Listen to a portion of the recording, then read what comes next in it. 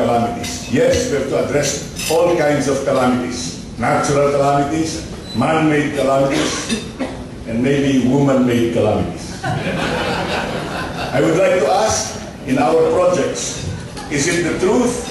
Is it fair to all concerned? Will it build goodwill and better investments? Will it be beneficial to all concerned? Thank you.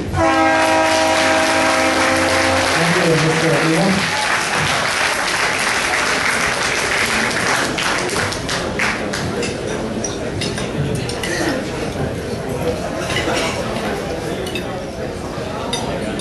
Now we go to the portion where all the candidates will be answering common questions. There will be 3 common questions, and they drew their lots. In the first question, which will be asked by yours truly, the order will be first Mr. Binay, second Mr. Aquino, and third Mr. Mercado. This is the first question. Makati City's economic situation is a microcosm of the nation's economy, where there is a huge chasm or gap between the rich and the poor.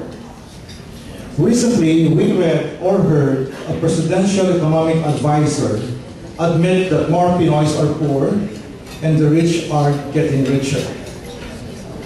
The question is, can you tell us in concrete terms how you plan to bridge the gap between the rich and the poor once elected mayor of City of Makati? Mr. Binay? Good afternoon once again. You have 1 minute. First of all, we have the Public Employment Service Office, and all we need to do is strengthen our Makati Peso. Our Makati Peso is already computerized, hooked up with the Department of Labor and Employment. So all we have to do, number 1, is to strengthen our Makati Peso. Number 2, the concrete equalizer that we have all believed in for the City of Makati is education. We have given premium to our city's education system. We have been spending a lot for our schools. We have been spending a lot for our students. It's only in the City of Makati, in the University of Makati, that we have the dualized system of education, wherein within 2 years, we will bridge the gap wherein those studying and those seeking jobs will be met. Maraming salamat. Thank you, Mr. Binay. Mr. Aquino? I am proposing the creation of a multi-sectoral governance council. We can go down to the barangay level, and here we can have a database regarding the capabilities of the residents, so that in case there is any need for any kind of employment, we have a database to rely on. For instance, if you need household help, we have a pool of household help, or healthcare, or educators, or tutors, transport service, construction workers, entertainment, even tourism experts. So that what is very important right now is full employment for all residents of Makati. If 1 million people go to Makati every day to work, there is no reason why Makati residents themselves should not be given an opportunity to work in Makati first. And if there is nobody qualified, then you can always get outside. But unahin ang Makati. Thank you. Thank you, Mr. Aquino. Mr. Mercado, please. Sa totoo lang po, ay pasa na tayo ng batas na kung saan nire-require po natin ang lahat ng ating kumpanya na kung maaari 15% ng kanilang mga empleyado po sa Tiga Makati. At ang ating pong natatandaan mula po nung ako'y maging Vice Mayor noong 2001, yung relasyon po ng mga tao sa villages at sa regular na barangay, nagamot na po natin yun. Hanggang po ang ating mga barangay captain ng villages. Inaalis ko pong pilit yung namamagitan sa mayaman at mahirap para ang mayaman at mahirap ay magkatulungan para sa pag-unlad ng ating bayan. Thank you, Mr. Mercado. The second question will be asked by panelist Evot Tan. The order of the answer would be Mr. Mercado, 1, number 2, Mr. Binay, and number 3, Mr. Aquino.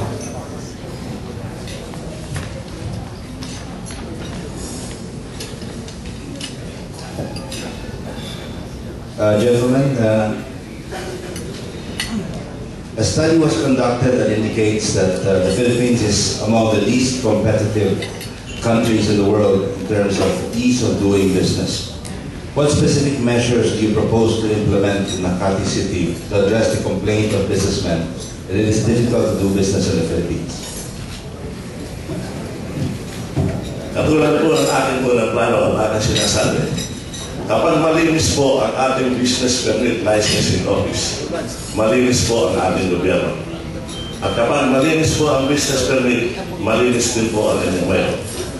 Sa unang 100 ko pong araw ng pagsiservisyo bilang inyong punong lungsod, aaralan ko po kung paano kong pagagandahin ang relasyon ng mga ngalakal sa ating pamahalaan para mawala po yung angal at reklamo na matagal na process ng permit.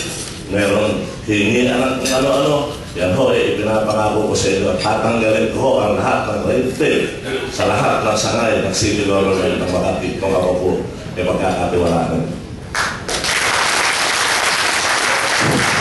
Mr. Binay, may I request everyone to be reminded that we do not have to clap our hands, please.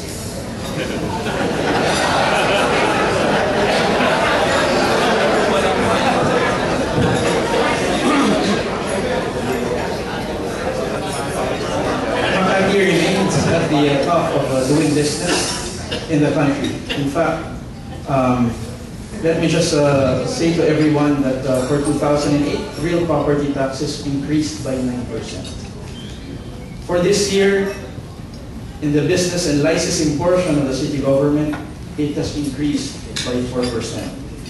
In fact, we have gained another 400 million pesos for the city's coffers. In ease of doing business, we have been constantly dialoguing with the business sector through our Makati Business Council, headed by Ambassador Roman.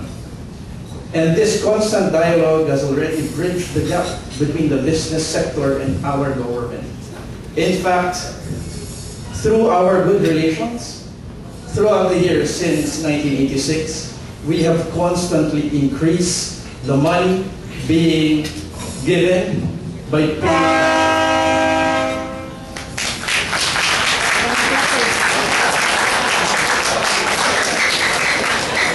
Thank you, Mr. Binay. Mr. Aquino? Thank you.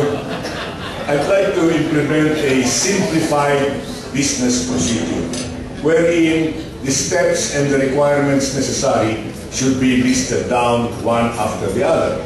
And anybody who completes the system, the requirements, the procedure, should immediately be given a license or a permit.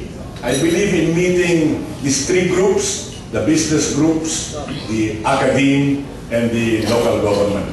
If we can constantly dialogue with each other to find out how we can streamline business procedures, I think we will go a long way. What is important is transparency, so that this can be open to the public whenever we have meetings, so that they can even suggest what best to be done to cut red tape. And with this kind of efficiency that we want to promote, I hope we can improve our business conditions. Thank you. Thank you. Thank you, Mr. Aquino. That winds up the second question, common question. The third common question will be asked by Rotarian Tom Payumo in this order of answering. Mr. Aquino, 1, number 2, Mr. Mercado, and number 3, Mr. Binay. I will make a disclaimer, this is not my question, it was Makati is very rich to the point that you have been spoiling your people by giving them so many perks, sending them expensive flowers to practically anybody who died, plus yearly bonus and cakes and all kinds of perks. Instead of doing this patronage politics, why don't you just spend it to educate the poor preschool children and give them a feeding program? Study shows that adding 2 more years